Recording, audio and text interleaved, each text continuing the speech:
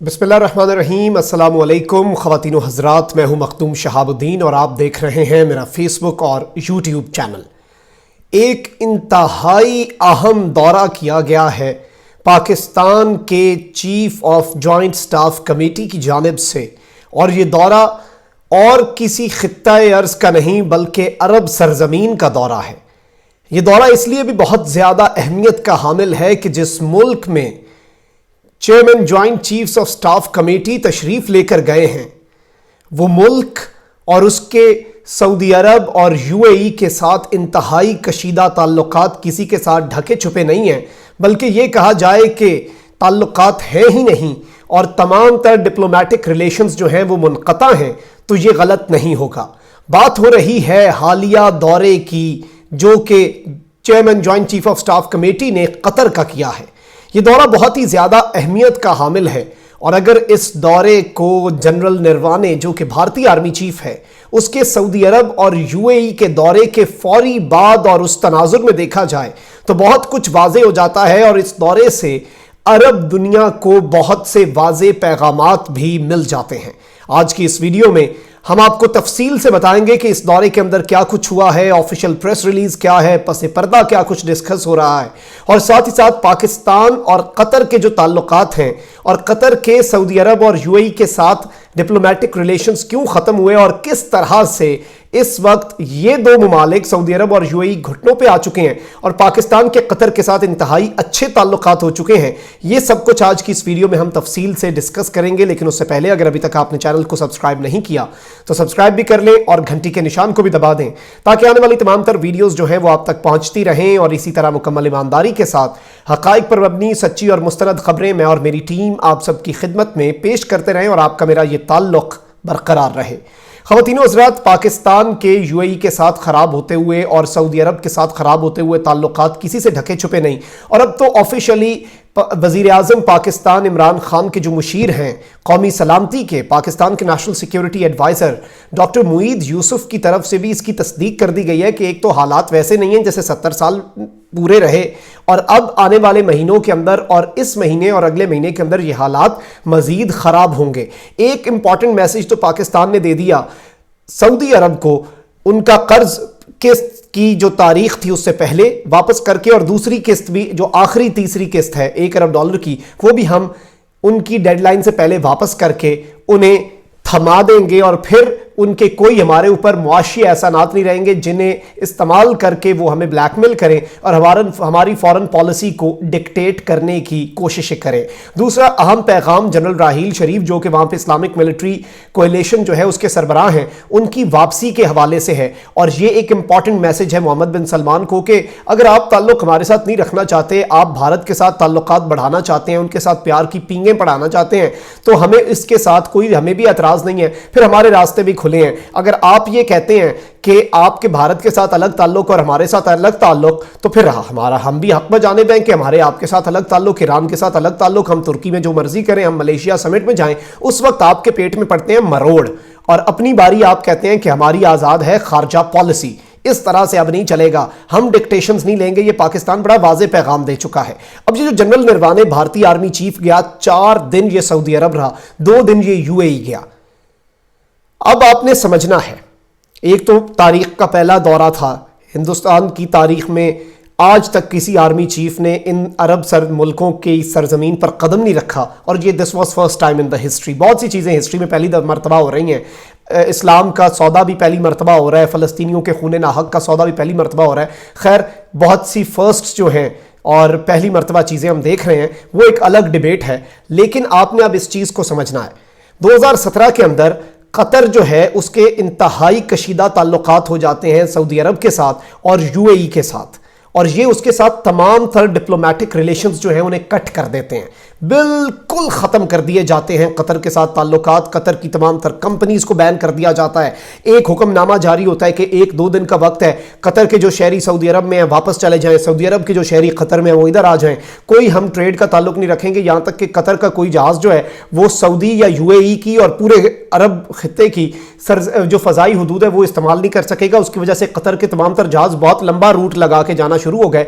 और एक अलमिया जन्म ले गया, और ये उम्मीद ज़ाहिर की जा रही थी कि कतर قطر بالکل گھٹنوں پہ جھک جائے گا اور قطر کی معیشت تباہ ہو جائے گی۔ ایسے میں ترکی اور ایران نے قطر کا بہت زیادہ ساتھ دیا اور اس پورے بلاک کے مقابلے میں ترکی اور ایران جو ہے وہ قطر کی مدد کے لیے پہنچے۔ اب پاکستان جو ہے اس کے اس وقت سعودی عرب کے ساتھ انتہائی خوشگوار تعلقات تھے، لیکن اس کے باوجود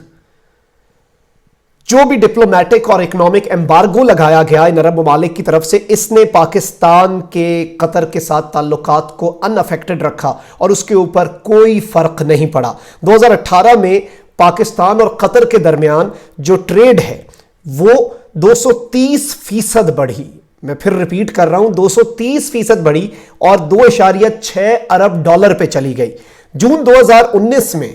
قطر نے پاکستان کے اندر 3 ارب ڈالر انویسٹ کرنے کا اعلان کیا، اور یہ فارم آف ڈپازٹ بھی اور ڈائریکٹ انویسٹمنٹ کی صورت میں، اور یہ کہہ رہے ہیں کہ جب یہ انویسٹمنٹ کمپلیٹ ہو جائے گی تو اکنامک پارٹنرشپ جو ہماری ہے، معاشی شراکت داری، وہ 9 ارب ڈالر پہ چلی جائے گی۔ خیر یہ ایک بالکل سیپریٹ سی چیز ہے، اور ہماری جو قطر کے ساتھ LNG کا ایک معاہدہ ہے وہ بھی ایک بہت اچھے تعلقات کے اندر چیز ہے۔ پاکستان کے اس وقت میں آپ کو بتاؤں 650 ٹروپس جو ہیں پاکستان کے، ہمارے جو فوجی ہیں، ہمارے جوان اور افسر جو ہیں 650 وہ اس وقت قطر کے اندر سٹیشنڈ ہیں، یہ بھی آپ یاد رکھیے گا۔ اب جو دورہ ہوا ہے یہ بہت زیادہ اہمیت کا حامل ہے۔ آپ کی زلفی بخاری کی ملاقاتیں جو ہوتی ہیں قطر کے امیر کے ساتھ اور جو وہاں کے عہدیداران ہیں ان کے ساتھ، تو آپ کو پتہ چلے گا کہ قطر پاکستانیوں کو اب بہت زیادہ ایک نارمل روٹین سے ہٹ کر ایک ایکسٹرا جو فیور دے کر اور اسپیشل ٹریٹمنٹ دے کر وہاں پر ورک ویزے دے رہا ہے۔ اب ورک ویزے کی چیز جو ہے آپ نے سمجھنی ہے کہ UAE اور سعودی عرب جو ہے ان کی طرف سے جو بین لگایا جا رہا ہے پاکستان کی طرف سے، اور وہ پاکستانی مزدوروں کو اب پریفر نہیں کر رہے، تو وہ سارا انفلکس اب قطر لینے کو تیار ہو رہا ہے، اور یہ ایک بہت بڑا بریک تھرو ہوگا ہمارے عرب ورلڈ کے اندر جو مزدور ہیں۔ اگر اللہ نہ کرے جو وہاں پر موجود ہیں ان کے روزگار پہ یہ لات مارتے ہیں عرب حکمران، تو تب بھی یہ چیز جو ہے انہیں کہیں نہ کہیں یہ کمپنسیٹ کیا جا سکتا ہے قطر میں۔ اب یہ جو خبر ہے یہ آپ دیکھ سکتے ہیں، Pakistan Qatar agree to bolster military ties during official visit by CJCSC general Nadeem Raza. 4 star general ہیں general Nadeem Raza, chairman joint chief of staff committee, یہ قطر پہنچے ہیں اور وہاں پر ان کی انتہائی اہم ملاقاتیں ہوئی ہیں۔ ایک آفیشیل وزٹ ہے، اس کے دوران یہ گئے ہوئے ہیں اور یہ ISPR کی طرف سے باقاعدہ پریس ریلیز جاری کیا گیا ہے۔ اور اس کے اندر میں آپ کو بتاؤں یہ قطر کے minister of state for defence affairs جو کہ وہاں کے وزیر دفاع ہیں ان کے ساتھ ملے ہیں، ڈاکٹر خالد بن محمد العطیہ کے ساتھ۔ اس کے ساتھ ہی ساتھ قطر سٹاف آرم فورسز کے جو چیف ہیں لیفٹیننٹ جنرل غمیم بن شاہین الغنیم، اور تمام تر جو چیفز ہیں ٹرائی سروسز کے، یعنی بحری، بری اور فضائی، یعنی 5 اہم ملاقاتیں تو یہ آپ موٹی موٹی گن لیں کہ جو جوائنٹ چیف ہیں وہاں کے قطر کے وزیر دفاع اور تینوں سروس چیفز کے ساتھ ملاقات۔ اب ملٹری ٹائز جو ہیں یہ بہت زیادہ بڑھ رہے ہیں پاکستان کے اور قطر کے، اور بلا شبہ سعودی عرب اور UAE کو اس کے بہت زیادہ مروڑ پڑ رہے ہوں گے، لیکن ہماری ایک آزاد خارجہ پالیسی۔ اب قطر کا کردار آپ نے سمجھنا ہے۔ جب وہ 3 ملکوں کا سمٹ ہو رہا تھا، ملیشیا سمٹ، جس میں محمد بن سلمان نے دھمکی لگائی اور پاکستان کو جانے سے روک دیا اور ہمارے مزدوروں کے مستقبل اور ان کی روزی روٹی کا خیال کر کے ہم نہیں گئے، تو اس میں جب پاکستان نے منع کیا اور پاکستان نے اپنے عذر بتایا، مجبوری بتائی، جسے ہمارے برادر ملک ترکی اور ملیشیا سمجھ گئے اور انہوں نے کہا ٹھیک ہے ہم سمجھتے ہیں آپ کی مجبوری، آپ کے اپنے مسائل ہیں، ہمیں آپ کے اوپر کوئی گلہ نہیں ہے، تو اس وقت تیسرا ملک جو اس سمٹ میں گیا وہ بھی قطر ہی تھا۔ اب یہ جو پورا صورتحال بن رہی ہے، میں نے آپ کو بتایا کہ قطر کی مدد کی سعودی ایمبارگو کے خلاف ایران اور ترکی نے۔